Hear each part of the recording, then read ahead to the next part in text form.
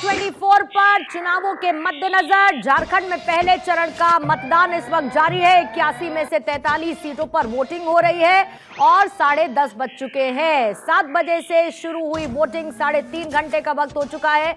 Voters उत्साहित है, VVIPs अपना वोट कास्ट कर रहे हैं और वहीं दूसरी तरफ उपचुनावों को लेकर भी उत्साह देखने को मिल रहा है। 31 सीटों पर उपचुनाव इस वक्त हो रहा है, जिसमें एक सीट वायनाड लोकसभा सीट की, जहां से प्रियंका गांधी का पॉलिटिकल डेब्यू हो रहा है और वो भी इसको लेकर काफी एक्साइटेड नजर आ रही हैं। आपको याद होगा राहुल गांधी एक टी शर्ट पहनकर पहुंचे थे वायनाड को लेकर, और क्योंकि उन्होंने दूसरी सीट का रायबरेली सीट का चुनाव किया था, वायनाड खाली हुई थी, जहां से प्रियंका गांधी चुनावी मैदान में है।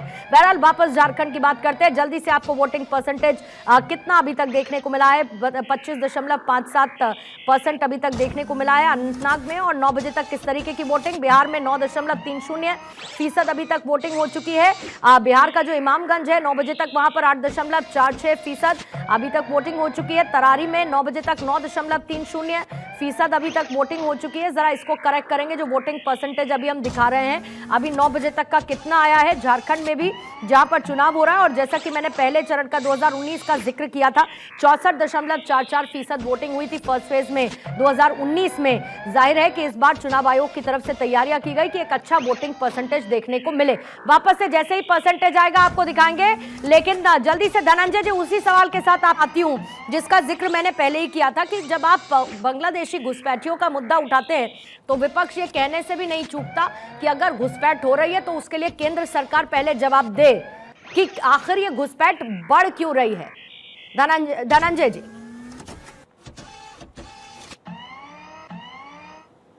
देश की महान जनता से जहां जहां चुनाव चल रहे हैं उनसे निवेदन करूंगा कि घर से निकल करके वोट दे, लोकतंत्र को अपने बहुमत से जनमत से मजबूत करें। रही बात घुसपैठ की, जनता में जब पैठ कम हो जाती है तो सरकार घुसपैठ के सहारे चलने लगती है।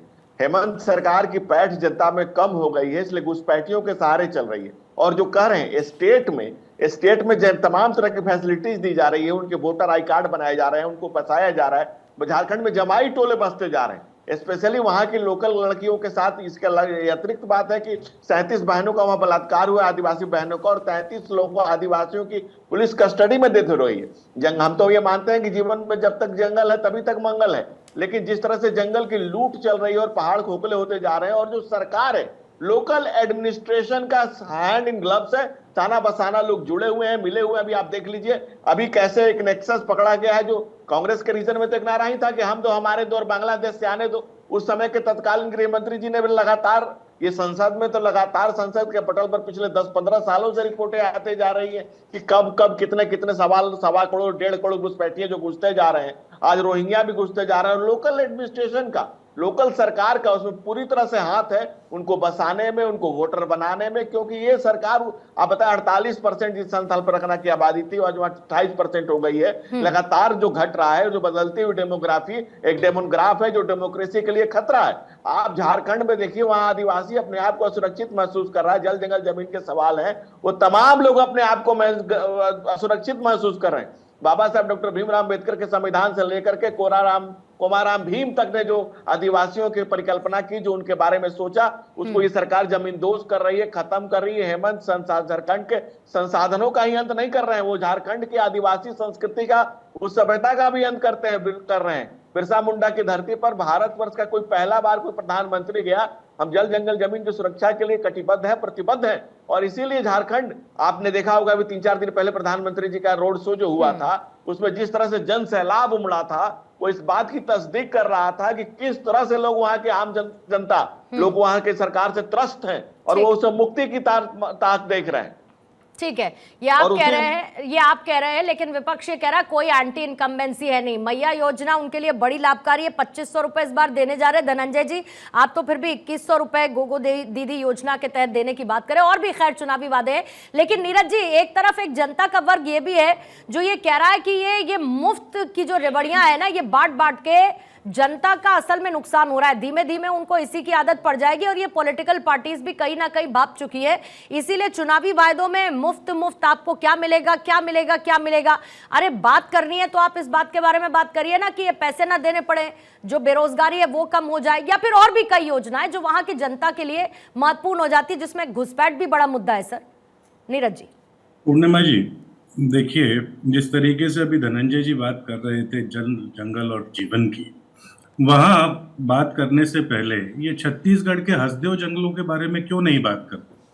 अगर इन्हें संसाधन बचाने की इतनी तरकार दिख रही थी, तो इन्होंने हसदेव के जंगल अडानी के हाथ क्यों बेच दिए? और वहां के आम आदिवासियों के ऊपर प्रशासन जो गोलियां चला रहा है, वो तो भारत 24 जैसा जिम्मेदार चैनल तो लगातार दिखा रहा है। और ये कोई पुरानी बात नहीं है, ये पिछले 10-15 दिन की बात है। और धनंजय जी, मुझे लगता है क्योंकि झारखंड इस चुनाव में नहीं गए, मैं तो क्योंकि वहां चुनाव में प्रभारी रहा हूं मीडिया का, मैं तो लगातार झारखंड में कैंप कर रहा हूं।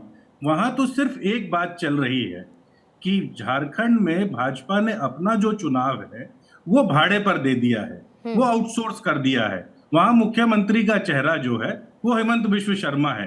अब हेमंत बिश्व शर्मा पहले ये तो क्लियर कर लें कि वो असम में रहेंगे। वैसे असम में उनकी उल्टी गिनती चालू है, हो सकता है नई राजनीतिक जमीन तलाश रहे हैं। और वहां जो भाजपा की इन फाइटिंग है, पूर्णिमा जी, आप किसी बूथ पर अपने रिपोर्टर को भेजिए, जो आप लोग सुबह से कर रहे हैं, आपको पता चल जाएगा कि वहां जो मशीन लगी है उसमें हर सीट के ऊपर भाजपा के 2-4 बागी आपको दिख जाएंगे। तो ये जो डिसिप्लिन की बात करने वाली भाजपा थी, ये आपको झारखंड में तो नहीं दिखती है। झारखंड के अंदर तो भाजपा सिर्फ लूटने का एक षड्यंत्र कर रही है, क्योंकि वो जो गोड्डा में पावर प्लांट है जिससे बांग्लादेश को बिजली दी जाती थी और बांग्लादेश ने अब बिजली लेने से मना कर दिया है, तो वो बिजली कहीं तो चिपकानी होगी। तो इन सारे फैक्टर्स को, क्योंकि अडानी की सरकार है, ये उसी के पीछे घूम रहे हैं। और सीधी सीधी बात पूर्णिमा जी ये है, ये देश कोऑपरेटिव फेडरलिज्म पर चलता है। इस संविधान के अंदर जितनी जिम्मेदारियां प्रदेश के पास हैं, उतनी ही केंद्र की सरकार के पास हैं। आप केंद्र की सरकार के सामने ये सवाल उठा दीजिए कि आप जो सोशल सिक्योरिटी की स्कीम्स की बात करते हैं, इन सबको बंद कर दिया जाएगा। कांग्रेस पार्टी ने तो 2024 से पहले भी इस बात को कहा कि हर पॉलिटिकल पार्टी का जो मैनिफेस्टो है, आप उसको लीगली बाइंडिंग बना दीजिए कि हमने जो वादा किया, अगर हम उसको पूरा नहीं करते हैं, आप हमको कटघरे में खड़ा कर दीजिए। लेकिन भाजपा में ये हिम्मत नहीं है, वो सिर्फ आपको झूठ बोलेंगे और उसके बाद ये घुसपैठ, डेमोग्राफिक डिवीजन, इन सब तरीके की बातें करेंगे। धनंजय जी ये बात तो स्पष्ट कर दें कि पिछले 12 साल में जब जातिगत जनगणना या नॉर्मल जनगणना नहीं हुई, आप कौन से आंकड़ों पर बात कर रहे हैं? 1940 के आंकड़े लेकर आज आप 2024 में बैठे हुए हैं। इस तरीके की बात से किसका भला होगा? धनंजय जी, आप लोग वहां नहीं आ रहे, अडानी को बोलिए कोई दूसरा जल्दी से धनंजय जी इस पर जवाब दे देते हैं, फिर उसके बाद राहुल लाल जी आपके पास आऊंगी, भूषण साहब भी हमारे साथ हैं। लेकिन क्योंकि आपने बांग्लादेश ने बिजली लेने से मना कर दिया, इस बात का जिक्र किया, इसलिए नीरज जी ये जरूर जोड़ते हुए कि बांग्लादेश बिजली लेने से मना करने की स्थिति में तो फिलहाल है नहीं। हाँ, बांग्लादेश के पास पैसे जरूर नहीं है, बिजली जितनी ले रहा उसके पैसे यहाँ की कंपनीज को चुका सके, उसके खुद की हालत कितनी बदतर है, यह हर कोई जानता है। धनंजय जी जल्दी से जवाब दे देंगे सर, मैं 2 मिनट दीजिएगा नीरज जी। पूर्णिमा जी, कांग्रेस फ्यूज है कि कंफ्यूज है कि डिफ्यूज है पता नहीं, लेकिन जनता के द्वारा पूरी तरह से रिफ्यूज है। अरे दूसरे को सोच कोट करने से पहले अपने राष्ट्रीय अध्यक्ष का तो सुन लेते, जो कह रहे हैं कि वही बोलो जो कर सको। कांग्रेस बहुत ज्यादा बोल रही है, कांग्रेस का कुछ करने के लायक नहीं है। 6 लाख करोड़ का डेफिसिट वहां हो गया हिमाचल में, और 7 लाख करोड़ का हो गया कर्नाटक में, और 3.5 लाख करोड़ का डेफिसिट है तेलंगाना में।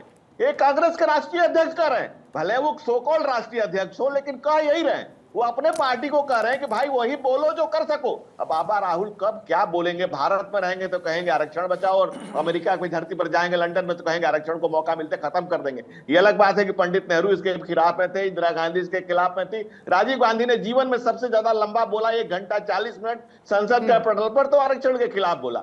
और जो जातिगत जनगणना की बात करते, कमाल की बात है, तो इनसे कह रहे हैं 40 के जनगणना। 51 में पंडित नेहरू ने पहली जनगणना कराई जिसमें जातीय सर्वे को मना किया। 61 में, 71 में, 81 में हुई, तमाम तरह के। और बंगाल के जो पहली बार गृह मंत्री थे, उन्होंने सब पहले बार रिपोर्ट पेश किया कि 1 करोड़ 20 लाख घुसपैठिए आ गए, कांग्रेस के राज में हुआ। फिर 1.5 करोड़ घुसपैठियों की रिपोर्ट भी कांग्रेस के राज में हुई, और पिछले जो 21 में होना था वो कोरोना के काल से नहीं, और अगले साल जनगणना होने जा रही है।